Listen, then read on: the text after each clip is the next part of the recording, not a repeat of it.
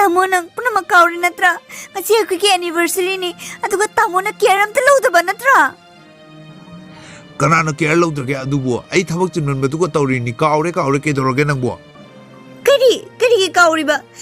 Ay na hydro nang ingon nung sidre na. Nang pungono le nang hanagum na tawdre nang.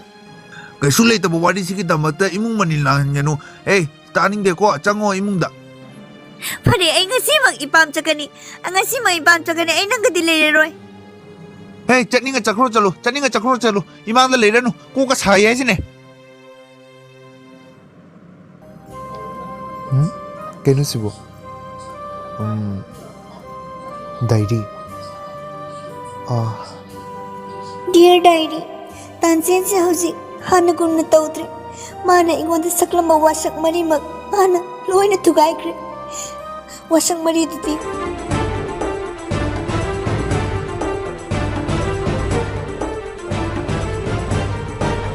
Asini. Ay na dinangi. Ay landa malay na kanmani. Adubu iraldi ay yun na lerame. Ay mawanda kamay hay gani ki antadre.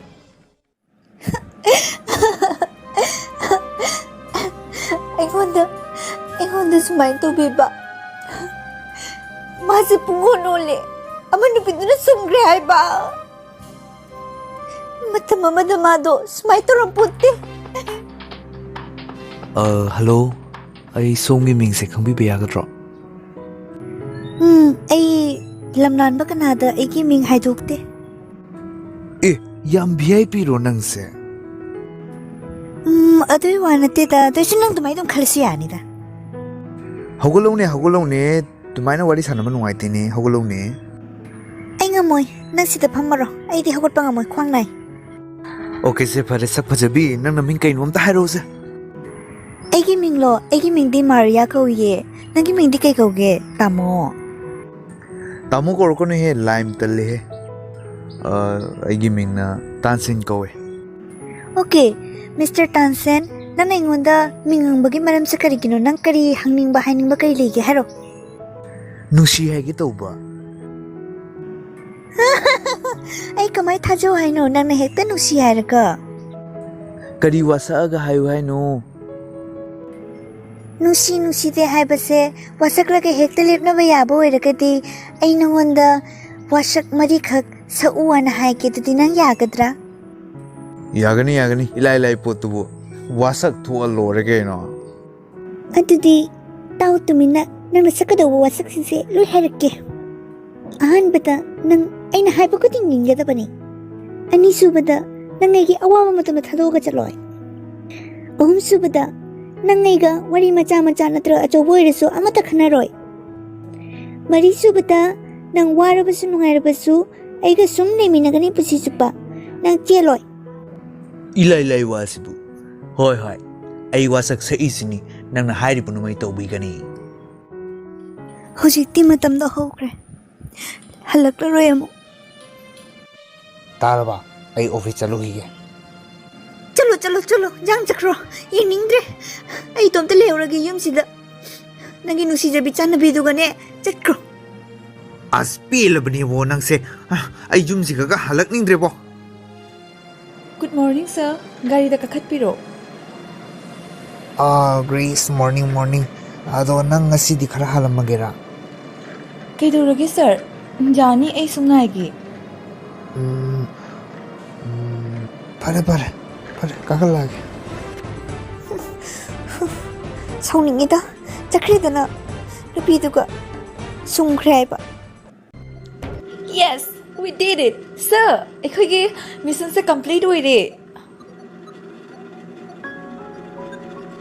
Sir, kay duragi ne yung umbod mai to ise. So kui ne khina honarak pase ngasi successful hoire se sir. Kem hining draw. Thank you, Grace. Nang yaram ready si bumba fulfill oi bang amon.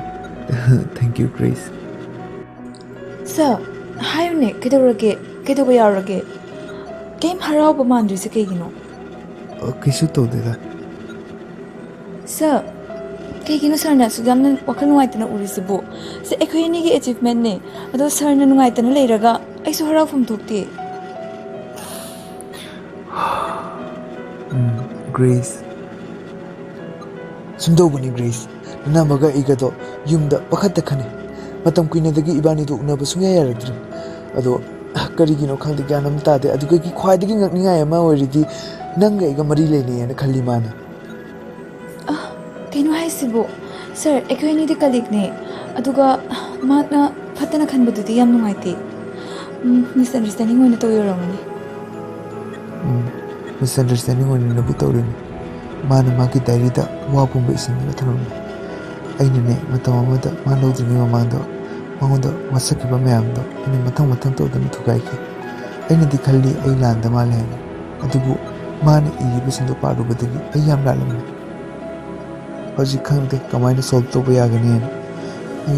A young lanker, how's it Timatam Siam things in Mado and Wanda dressed Toraka over the country. Yes sir engonda ne idea ma leire aikoina time machine se ni se kai gino asigumba soiba sin de chumthok nabagi natro handak use to hodra de kram matam to doino sir agi idea se tabiro sir smai to rese sir na soikiba matang do adugi date time set to raga ne sir da mafang duga matam duga thare ne ba aduga sir na loina chumthok amaga halau smai to rese sir Aya hoine yaine. Okay adudi sir aiko haurase. Are you ready, sir? Yes.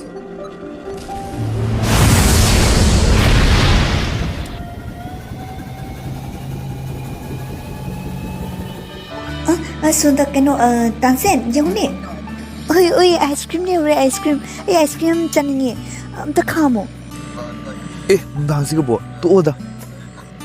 Please honey, please. Hello?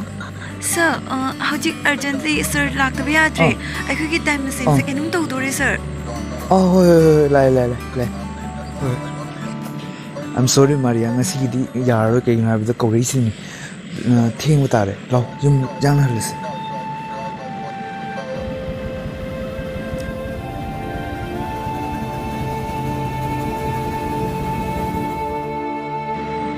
Hello Grace, tabra. Tay sir. Matam siyang tingi ila lagi nang rohit lagi no kawla ka toromo.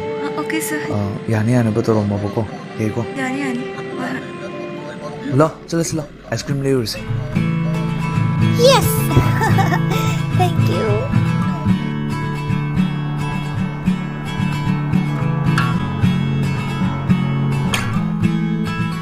Matangi wasak simadi Mariage awabu khudimagta mahakna sarug yagani haigibadu Tansen maki thabaka mathutuna mapalamda chaki adubu tanzamaktuda Mariagi mamasu season ki hello Tamo ako'y mato later na siya. Kidorge se Hello. Mali ba as ay lapudi Hello, ikang dilaw. ay thabak thadok mai laktuino ay yaro eba lakpa Tansen pasta chatlaga anakpa station namda kumtharaga mayumda mukhanki kapkano si Maria Tamo'y masamay kapkano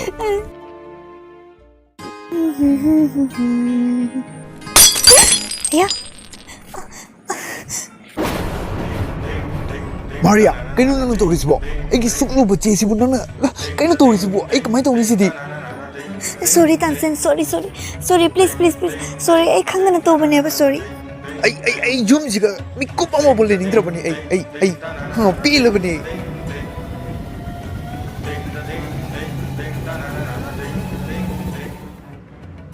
Sorry Maria I know that kon kan ngangre sorry che si budi kimne de che si de amka semba yaba che ni ado ai nanga mamangda khatnaroi wa macha de khatnaroi an haigibudo ado ai nu khatnabam di thokte sorry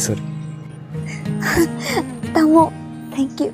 Tamo ay sukhangdana to bane. Tawgena to banati tamo. Ngapibagi damuta. Thank you so much tamo. Aya, kidorage ne. Handaki number sa kaino address mo. Kedorage Grace kedorage Kidoraba khangde ne sa handaki sa yadre ne. Khangde kari problem leirage khangde. oh bab tare aina khalleba diary du da wasa om ka tang kai na di adugo mari su badi kadai jakhra ge na ꯑꯗꯣ ꯃꯔꯤꯁꯨꯕꯁꯤꯗꯤ ꯉꯁꯤꯅꯤ ꯀꯔꯤꯒꯤꯅꯣ ꯍꯥꯏꯕꯗ ꯉꯁꯤ ꯑꯩꯈꯣꯏ ꯑꯅꯤꯒꯤ ꯑꯦꯅꯤꯚꯔꯁꯔꯤꯅꯤ ꯑꯗꯨꯒ ꯑꯌꯨꯛꯇ ꯏꯕꯥꯅꯤ ꯈꯠꯅꯔꯒ ꯂꯥꯛꯄꯅꯤ ꯑꯗꯣ ꯑꯩ ꯌꯨꯝ ꯆꯠꯄꯒ ꯊꯦꯡꯖꯤꯜꯂꯨꯒꯦ ꯑꯗꯣ ꯃꯔꯤꯁꯨꯕꯁꯤꯗꯤ ꯀꯥꯏꯔꯔꯣꯏ Yes, sir, yes. Chumi chumi. Thank you, Grace. Thank you so much. Nang yarumdradi si pumba impossible ni.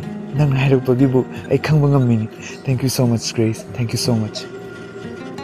Sir, mathangdaydi time machine ka mathau ta halanu ko.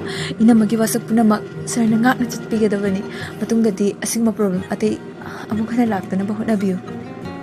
Good luck, sir. Hotnabiru.